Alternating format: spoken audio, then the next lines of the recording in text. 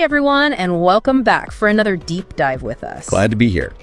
Today we're going to be looking at something that I think is going to be really helpful for a lot of you out there, especially if you are learning English as a second language. For sure. We're talking about some practical techniques to help you think in English. Okay.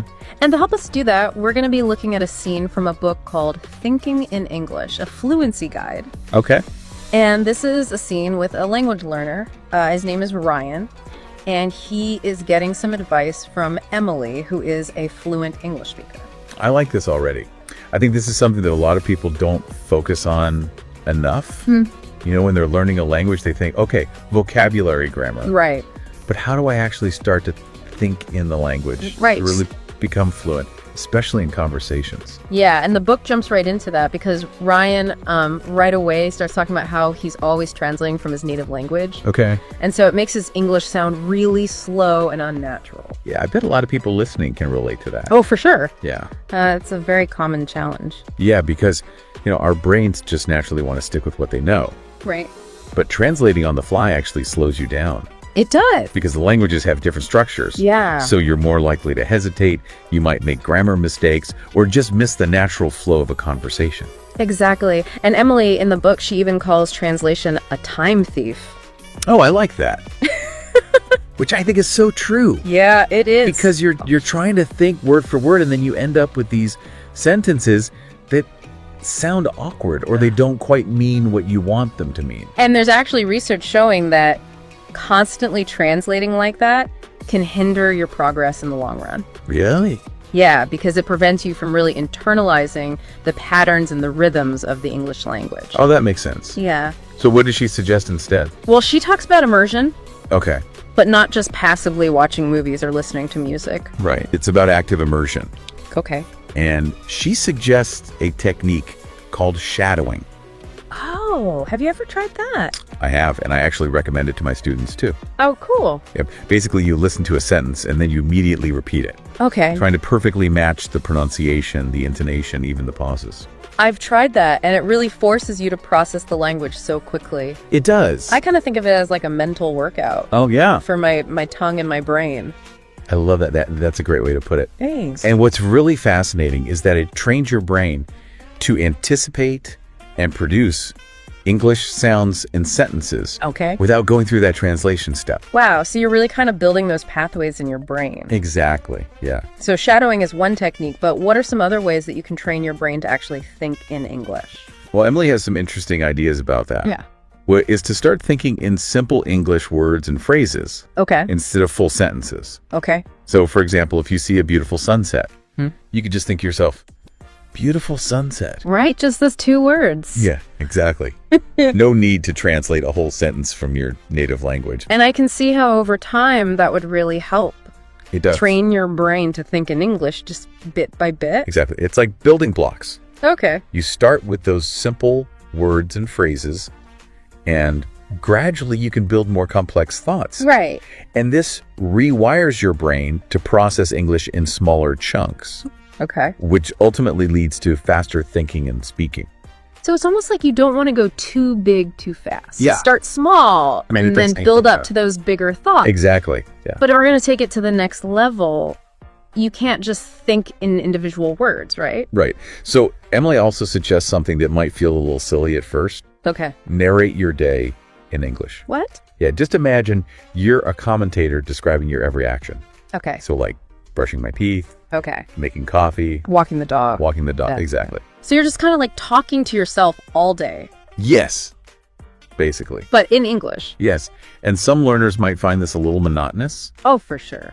but the goal is to get your brain working in English mode throughout the day. Oh, okay. And I think what's important is finding ways to make it engaging for yourself. Yeah, I actually do this sometimes. Oh, you do? And I found that adding a little dramatic flair helps. Oh, fun. So I might pretend I'm like a famous chef while I'm cooking, Okay. or a world-renowned athlete as I'm working out. I love that. It just makes it a little more fun. Yeah, it's all about making it fun and personal. Right. The more you can integrate English into your everyday life in a way that feels natural and enjoyable, the more likely you are to stick with it. Yeah, that makes sense. Now, what about when you encounter a new word? Okay. I know I'm always tempted to just reach for the dictionary and translate it. Yeah. What does Emily say? She actually recommends resisting that urge to translate. Yeah. Instead, she says, try defining new words in English. So, for example, if I come across the word refrigerator, Okay. I wouldn't translate it. I would think it's the machine that keeps food cold. Exactly. Got it. That way, you're not just relying on your native language as a crutch. Okay. You're building a network of English definitions in your mind, Interesting. which really strengthens your understanding and fluency. So it's like you're creating this web Yeah. of English in your brain. Yeah. A mental web of English concepts. What do you think about that? I think it's brilliant. Yeah. It really pushes you to engage with English on its own terms. And you're building a deeper understanding of the language itself. Right. You're not just relying on that translation as Exactly. that bridge. Yeah. You're really going for it. Yeah. And it helps you to develop your ability to paraphrase, Okay. which is a valuable skill for communication in any language. Yeah, absolutely. But, we can take this even further. Oh, how so? So we've talked about defining words in English, but Emily goes a step further and suggests talking to yourself in English. Wait, you mean like having full-on conversations? Not necessarily full-on conversations, but just like thinking out loud Okay. in English. Interesting. Yeah. And I know it might sound a little strange, It does sound a little strange. but think of it as practicing in a safe space. Okay. You can try out new phrases, you can work on your pronunciation, you can just let your thoughts flow without worrying about making mistakes. So it's kind of like that, athletes will visualize themselves Yeah, performing. exactly. And this is kind of the same thing, but for your language. Yes, it is. Okay, cool. I actually do this sometimes when I'm thinking through a problem Really? or making a decision. It actually helps me process things in a different way. Yeah, I've even caught myself muttering in English at the grocery store. That's great. I love that. It happens. It shows that you're really internalizing it. Yes, exactly. It becomes less about consciously translating and more about just naturally expressing yourself. Yeah, right. So it's becoming more automatic. That is, yeah. Okay, I like that. Yeah, But let's be honest, even with all this practice, mistakes are inevitable. of course. And in the book, Ryan admits that he feels kind of self-conscious about making mistakes. Okay. So what does Emily say to that? She reassures him that making mistakes is a normal part of the process. Okay. It's essential for growth. That makes sense. This is where having a growth mindset comes in.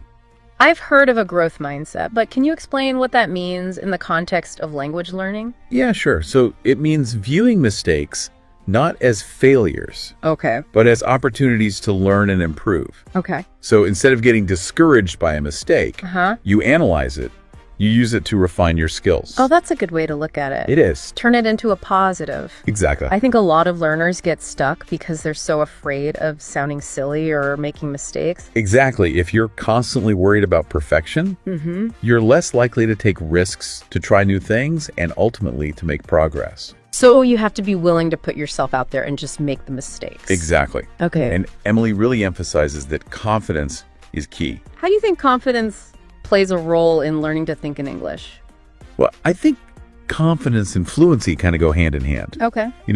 When you believe in your ability to communicate, you're more willing to practice, to experiment, to push yourself outside of your comfort zone. Right. And this in turn leads to more fluency, which further boosts your confidence. So it's like a cycle? It is, yeah, a positive cycle. Yeah, the more confident you are, the more fluent you become. And then Yeah. the more fluent you are, the more confident you become. Got it. It's like a self-fulfilling prophecy. It is. The more you believe you can do it, the more likely you are to succeed. Right. And it's important to remember that confidence comes from consistent effort. Okay. It's about celebrating those small victories Uh-huh. and acknowledging how far you've come. So to recap what we've discussed so far, Yeah. the key is to actively immerse yourself.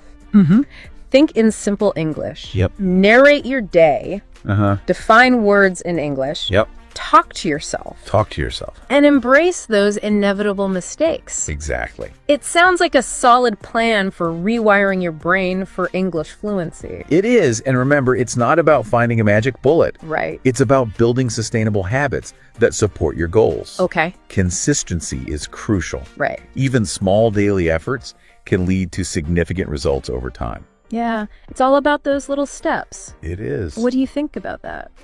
I completely agree.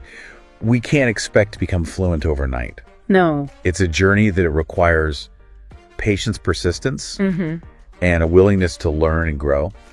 Absolutely, but we shouldn't forget about the importance of interacting with other English speakers. You're absolutely right. Right. While internalizing the language is crucial, Yeah. actually using it in real-life conversations is where everything comes together. Right, where you can actually put it into practice.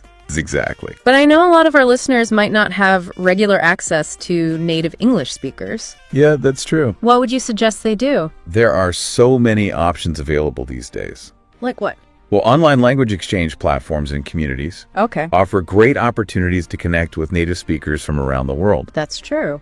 And don't underestimate the value of participating in online discussions or even just leaving comments on videos. Right. Or even AI. Yes. You know, there are a lot of AI chatbots now that are getting really sophisticated. They are? You can have a full conversation and get feedback on your grammar and pronunciation.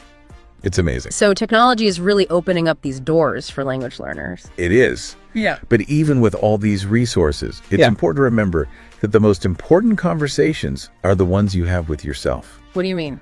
That constant stream of English thoughts, that inner dialogue, that's where the real transformation happens. I see what you're saying. Yeah. Like developing that inner English voice. Yeah. That little narrator in your head who helps you to think and process the world in English. Exactly. That's really cool. It is.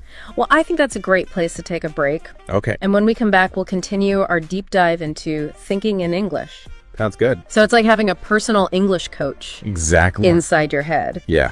And, you know, we talked about thinking in simple English, Right. but I wonder if we can take that even a step further. Okay. How so? What about thinking in English idioms? Ooh, that's an interesting idea. Right? Yeah, because idioms are such a fundamental part of the English language. They add color and personality to our conversations. Right. And they often reflect those cultural nuances. Yeah, like imagine instead of thinking, I'm sick, Okay. you think I'm feeling under the weather. Or Yeah. instead of thinking, let's go, you think, let's hit the road. Yeah, you're not just translating the concept. Right. You're starting to internalize the way native speakers actually express themselves. It's a way to bridge that gap between thinking and speaking more naturally. I remember when I first started learning English idioms, it was like unlocking a secret code. Oh, yeah. It just made the language so much more vibrant and expressive. It's true. And idioms often involve metaphors. Right. They can actually help you understand that deeper meaning behind the words. Okay. You're not just learning the language, you're learning the culture. Yeah, that's a good point. Have you found that to be true? Absolutely. And for anyone listening who might feel a little intimidated by idioms, Sure. remember you don't need to memorize them all at once. No. Just start by picking a few that resonate with you Right. and try incorporating them into your thoughts and your self-talk. That's great advice. It's about making it fun. And finding ways to personalize your learning experience. Right. What are some other ways that listeners can challenge themselves to think in English more creatively? Well, Emily makes a point of saying that fluency isn't about perfection. It's about communicating your ideas effectively and confidently. Right. So I think embracing imperfection is key. Okay. Don't be afraid to experiment, to make mistakes, and to learn from them. I couldn't agree more. Right. In fact, some of the most memorable learning experiences come from those aha moments when you realize you've made a mistake and you figure out how to correct it. Yeah, you learn so much more from those mistakes I do. than you do when you just get it right all the time. Definitely. So as we wrap up this deep dive into thinking in English, Okay. I want to leave you with a thought-provoking question. Kishu. Think about all the advice and techniques that we've discussed today. Which ones resonate with you the most? Yeah. What small step can you take today Okay. to start incorporating these ideas into your own language learning journey? Remember, even small changes can have a big impact over time. Right. Consistency is key. So find what works for you, make it fun, and enjoy the process. And don't be afraid to get creative and think outside the box. Oh, for sure. Learning a new language is a wonderful journey of self-discovery. Yeah. So embrace the challenge and celebrate every step of the way. Well said. Until next time, keep those English gears turning. So it's like you have this inner English voice Yeah, that's helping you to kind of process everything. exactly. It becomes a part of who you are. And that's, I think, the ultimate goal, right? It is. When you're no longer translating, you're just thinking, and speaking in English. That's when you know you've reached a whole other level of fluency. And it's interesting, we've talked about, thinking in simple English. Yeah. But I wonder if you could even take it a step further. Okay, how so? What about thinking in English idioms? Oh, that's an interesting idea. Yeah. Because idioms are such a fundamental part of the English language. Right. You know, they add that color and personality to our conversations. They do. And they often reflect those cultural nuances that you won't find in a textbook. Yeah, like instead of thinking I'm sick, you could think I'm feeling under the weather. Exactly. Or instead of let's go, you think let's hit the road. Right. So you're not just translating the concept, you're really getting into how native speakers express themselves. You're internalizing those expressions. And it becomes less about the literal meaning and more about the feeling. Exactly. It's a way to bridge that gap between thinking and speaking more naturally. Yeah. I remember when I first started learning English idioms, it was like unlocking a secret code. It is. It just made the language so much more vibrant and expressive. Yeah, and idioms often involve metaphors. Right. So they can help you to understand the deeper meaning behind the words. Okay. You know, you're not just learning the language, you're learning the culture. That's a good point. Yeah. Have you found that to be true in your experience? Oh, absolutely. And for anyone listening who might feel a little intimidated by idioms, remember, you don't have to memorize them all at once. Of course not. Just start with a few that resonate with you. Right. And try incorporating them into your thoughts and your self-talk. That's great advice. Thanks. It's about making it fun and finding ways to personalize your learning experience. Exactly. And, you know, Emily makes a great point of saying that fluency isn't about perfection. It's not? It's about communicating your ideas effectively and confidently. Right. So I think embracing imperfection is key. I agree. Don't be afraid to experiment, to make mistakes, and to learn from them. You know, I couldn't agree more. And in fact, some of the most memorable learning experiences come from those aha moments, when you realize you've made a mistake and you figure out how to correct it. Exactly. You learn so much more from those mistakes. You do. Than you do when you just get it right every time. Definitely. Well, this has been a fascinating deep dive into the world of thinking in English. It has. And I really hope that our listeners have gained some valuable insights and practical tips. Me too. To help them on their own language learning journeys. So to wrap things up, I want to leave everyone with a final thought. Yeah. Remember that learning a language is a marathon, not a sprint. Right. It takes time and effort and dedication. It does. But the rewards are well worth it. They are. Being able to communicate with people from different cultures, to experience the world through a different lens. Yep. Those are the true gifts of language learning. They are. So keep practicing, keep exploring, and most importantly, never give up on your dream of fluency. Couldn't have said it better myself. Well, that's all the time we have for today's deep dive. It was fun. Until next time, happy learning, everyone. Hi, everyone.